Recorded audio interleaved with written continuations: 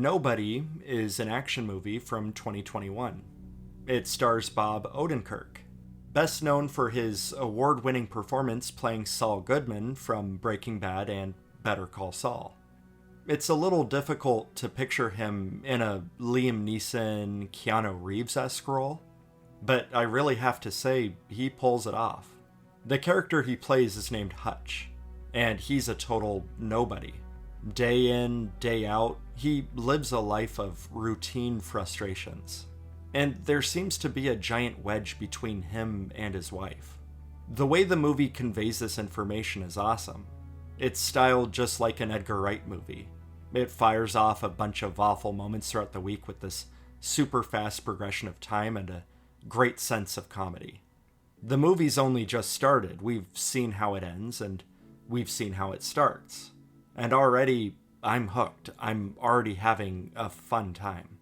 We've established our character, so let's set off the fireworks. It's the middle of the night, and he's woken up by a sound coming from downstairs. There's someone in the house. The movie has just jumped from being fast-paced and funny to tense and frightening. As it turns out, it's just a couple robbers, but they have a gun. And Hutch is trying to cooperate. His son gets a drop on them, and in the heat of the moment, Hutch hesitates. He tries to defuse the situations, and the robbers flee the scene. But his son is furious that his dad was just a coward. The policeman calls him a coward. His brother-in-law calls him a coward.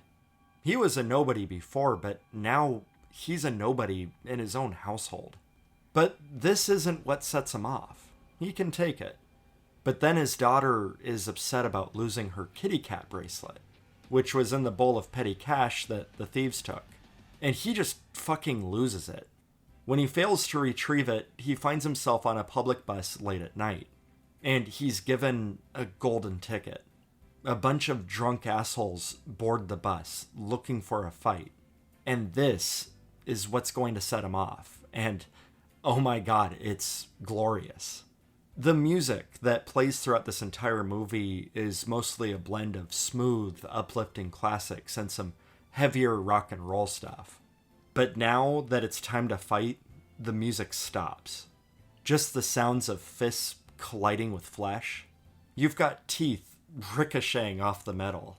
It's bloody, brutal, and even still, not without a sense of humor. He gets knocked down, but he gets up again. And the music comes back, full swing.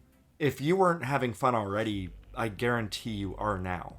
Now we meet a generic Russian mobster, who happens to be the older brother of one of those punks that got Bob Oden kicked off the bus earlier. And now it's all too clear what exactly this movie is and where exactly it's going. This is maybe a teeny tiny bit inspired by John Wick. Not so much that it's a knockoff, but you have those familiar aspects. The retired badass that ends up in the crosshairs of some rich punk with a powerful relative. Punk messes with the wrong guy and now there's going to be retaliation. Hutch was this assassin for the government. And we're going to learn a little bit about his past while he beats up waves of bad guys. But just because this movie isn't a totally original idea, that's really not the most important aspect to a fun action movie. This is a flashy, fast-paced 90-minute movie with loads of comedy, some extremely fun action sequences, enjoyable performances from beloved actors, and a nice, easy plot that takes no mental energy to keep up with.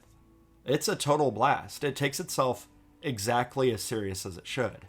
It isn't purely a comedy. It isn't overly serious. It's somewhere in between. And that might make it sound bland, but it's really not. What makes this movie feel fresh and unique is that it excels as a fun popcorn flick in every department except the writing. But the script is also exactly as good as it needs to be. There's not a lot negative to say about it. It's just a downright fun watch, and you'll forget about it shortly after. But that's okay. Even if nobody remembers nobody, it'll occasionally be an enjoyable flick for somebody.